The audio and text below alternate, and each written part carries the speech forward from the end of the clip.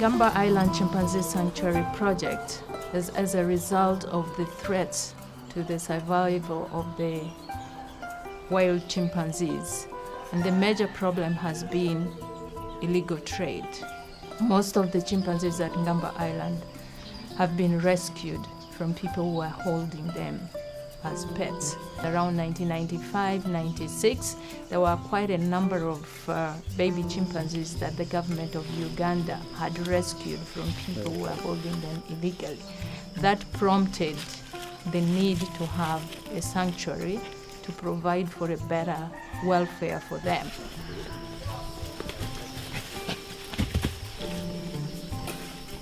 The minimum time that any of the rescued chimpanzees spends in the quarantine is 3 months. But that really depends on the physical condition, the health of the animal, and also the mental status of the animal. Many times they are so traumatized. Physically, they have been starved. They do not have enough food. So by the time we get them, most times they have had lots of diseases that we have to treat. Sometimes they're physically injured. As the example of Little Africa, our estimation was that Africa had been kept in the little wooden box for not less than 6 months. That was our estimation.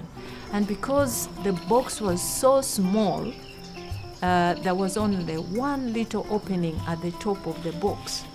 And she was lying on one side for so many weeks and months that when she was taken out of the box, she did not know how to stretch out her arm or leg because she was used to the position that she had been in. In the quarantine, we had to put her on special diet, we had to clean her up, wash her, we had to make sure she had the right medication to get all the treatment. We do general health check every month for the first 3 months that they're there.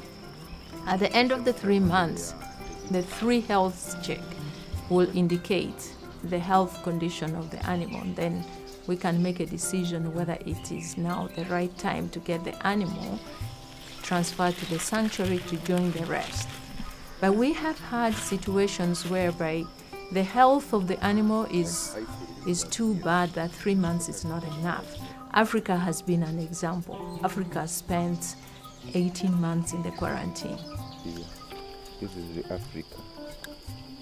The management of Ngamba Island Chimpanzee Sanctuary works very closely with the government of Uganda and the different wildlife agencies, together with security as well. That has been the way that the chimpanzees have been rescued. I have to say that one of the persons who really made this possible was Dr. Jane Goodall herself. Dr. Jane Goodall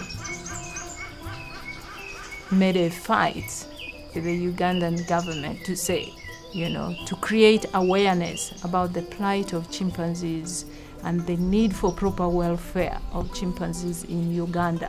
And that is what really brought about the establishment of Ngamba Island.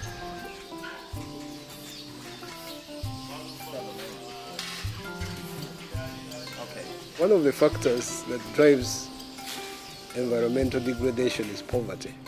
And so we try to look at people's welfare, people's livelihoods, and see how we can improve their livelihoods so that they don't exert so much stress or so much pressure on natural habitats.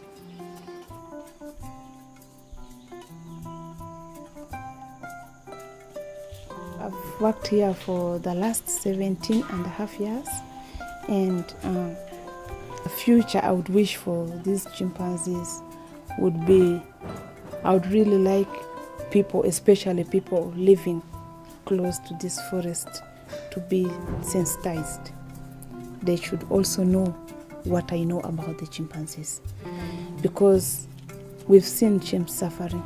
Among the chimps we have here, there are some amputated chimps. There's one we named Kevin, and he's a young chimp, but you can really see the way he's suffering. When others are running very fast, he's on 3.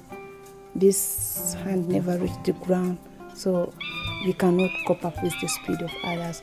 And all these are caused by traps or snares that are set maybe on the edge of the forest, maybe in the forest. So once they have the knowledge, I think they can be responsible too.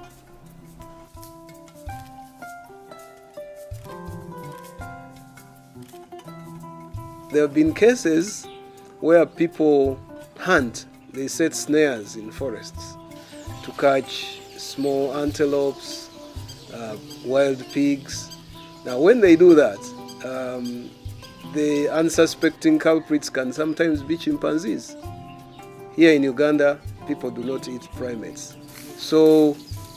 But they do get caught in snares, which is unfortunate. So to try and reduce that kind of thing, we introduced a snare removal program where you actually work with the hunters themselves by offering them some incentive in terms of a monthly salary. You get them on your side and then you ask them to help you remove snares from the forest. That's one of the activities that the Jane Goodall Institute in Austria has been helping us with by providing funding for Kibale Forest Snare Removal Program, which saves quite a number of chimpanzees from getting injured by snares set in the forest. When I came here, I improved in my love for the animals, or for everything wild, including the forest.